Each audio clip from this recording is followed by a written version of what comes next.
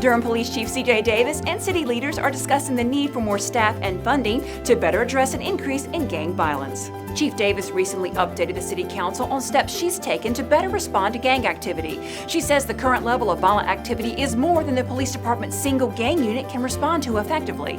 The unit has 13 funded positions. To help with the workload, she moved 6 patrol positions to the gang unit. Those are currently filled by officers who work supplemental shifts. That change has allowed the unit to respond more quickly, but it has also put a strain on the patrol officer positions.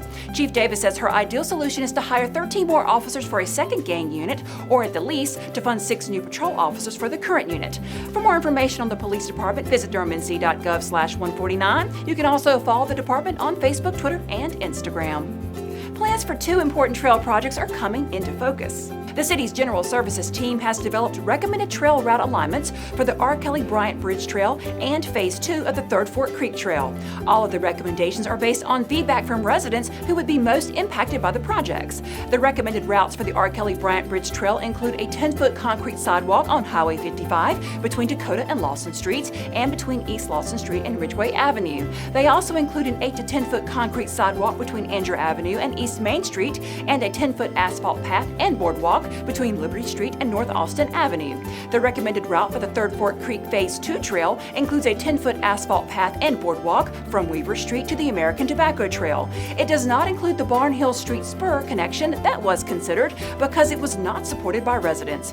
For more information, visit durhamnc.gov/741. The Move Durham Transportation Study is nearly complete. The City Council received an update on the study during its February 6th work session. The study establishes a vision for a multimodal transportation network that will help ensure that moving around in Central Durham is affordable and equitable for all. The draft plan is in development and will identify future transportation projects needed to help make that happen. The recommendations that will be included are based on feedback gathered during extensive public outreach. The short-term recommendations that are being considered in the priority corridors include reducing speed and adjusting signal progression and repairing sidewalks and filling in gaps. They also include improving pedestrian crossings and adding bike lanes and intersection improvements where possible. For more information on the draft plan when it's released, visit movedurham.org. There will be a final round of public engagement on the plan before it's recommended for approval to the City Council later this spring. Work on the Durham County Transit Plan and Greater Triangle Commuter Rail Study is moving forward.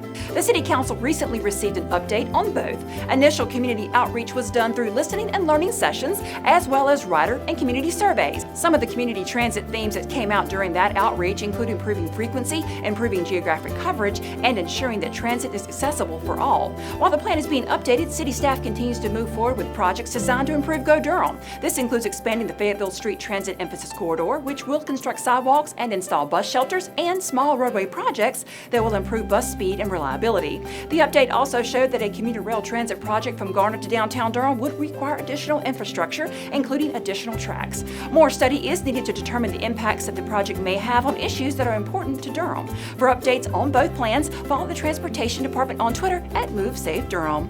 If you're planning a small construction project for your home, you'll want to be aware that there's a new application that needs to be filled out as part of the permitting process. The Small Project Plan Review applies to any renovations, additions, decks and porches, accessory structures, pools, hot tubs, and solar panel installations. It's basically any building activity that isn't a new primary dwelling or commercial project. In addition to the new application, there's also a checklist for each of the types of home improvement projects that has to be completed. The checklists are intended to answer common questions and make sure that all the necessary information is provided. The new application does not require an owner's signature. If your project is over $30,000 in value and you're acting as your own general contractor, there are general contractor license exemption forms that must be signed. For more information, visit durhamnc.gov/3992.